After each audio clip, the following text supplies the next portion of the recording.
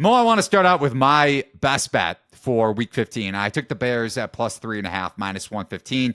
On Wednesday, you could still find some Bears plus threes out there at minus 105 or better, and I would try to find a juiced plus 3.5 just because you're getting above the key number of 3, but I would still play Chicago at plus 3, minus 105. Total of 38.5 in this game. It's got betting up by a little bit.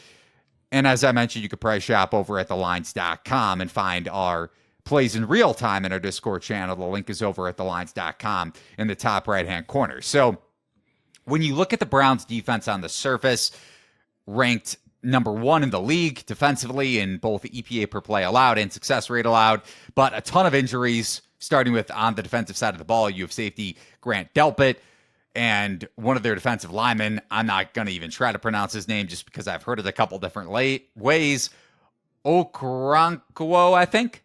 I'm going to take a stab at it. I actually think that may be right, but yeah, either it's way. right. I mean, try to do it a little more smoothly, but yeah.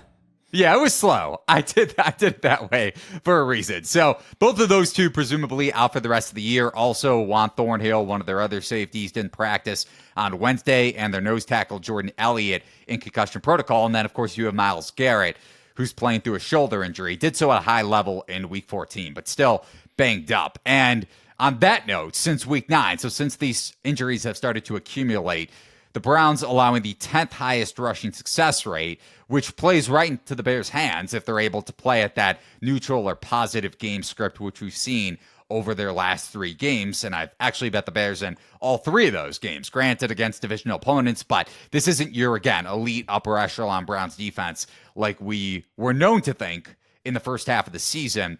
Bears play at the 3rd slowest tempo, which correlates to that ground game.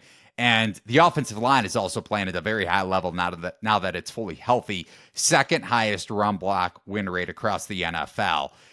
And even though DJ Moore, not necessarily involved in the run game, although we did see some off-scripted plays in that regard last week against Detroit, but Moore having the ankle injury, didn't practice on Wednesday. I would expect him to go. I don't think it's deemed serious, but we'll see. Maybe you want to wait if Moore doesn't play, although I would feel much less confident in Chicago if that's the case. But either way, I'm not super pessimistic in his chances of not suiting up. And then on the other side of the ball, the Browns' offensive line is also extremely banged up.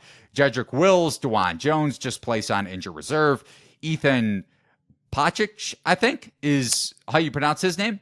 Pocic, I think. Pocic? Okay, so one way or the other, kind of similar to the Browns' defensive lineman.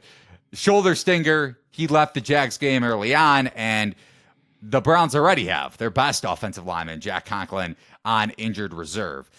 And that's with in mind. This Browns team has increased its pass rate incrementally in neutral situations under Joe Flacco, now at a 68% clip. So you have an aging, immobile Joe Flacco with a banged-up Browns defensive line against a much improved Bears defensive front. Chicago allowing the 6th fewest EPA per play, whether that's against the run or against the pass, since acquiring Montez Sweat in Week 9. I know Yannick Ngakoue is out for the season. That was announced on Wednesday, but you still have a good amount of depth at the defensive line spot, especially after acquiring Sweat from Washington ahead of the trade deadline. And their running back group, if Cleveland wants to kind of revert back to their more ground game approach, which traditionally has been the case before Chubb went down in Week 2. Jerome Ford, their most explosive running back, is banged up, and so is Kareem Hunt. So both sides of the ball, Cleveland decimated by injuries. I took Chicago, again, above the key number. Mo, any takes or bets on this game? Probably not, as far as bets go. Initially, when I saw this line, I actually liked the Browns a little bit, and then the market said absolutely not. Hammered it down to 3.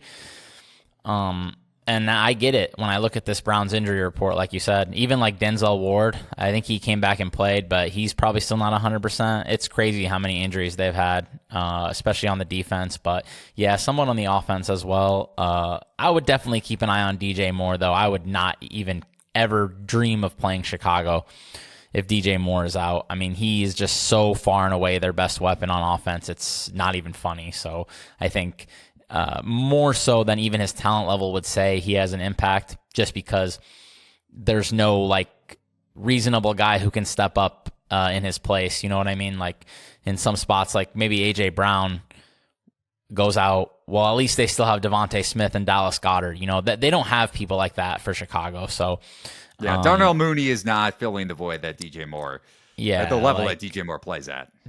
He's been incredible this year. So I would definitely keep an eye on that if you want to bet Chicago, but I just couldn't imagine betting the Browns at this point with these injuries. I mean, Joe Flacco's doing good work, but I'm skeptical he can keep it up. I definitely wouldn't lay it on Cleveland at this point.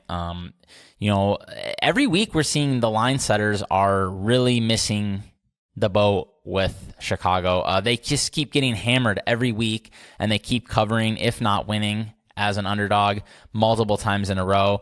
Could have been 3 in a row if they didn't collapse against the Lions, but there's very clear, like, sharp market interest on Chicago every single week. So maybe it's finally corrected to where it should be. I kind of think it has, but would it stun me if Chicago won this game? Definitely not. So, I just wouldn't bet this one at this point. Maybe the under if I had to take a side, even though there is a lot of defensive injuries, but I do see a lot of running and probably not a lot of explosive plays in this game. I mean, like you said, Montez Sweat has been a real difference maker, and Chicago's defense really seems to be coming together. There's people on our staff still ranking Chicago in the 20s, and guys, I can promise you there's not 20 teams better than the Bears at this point.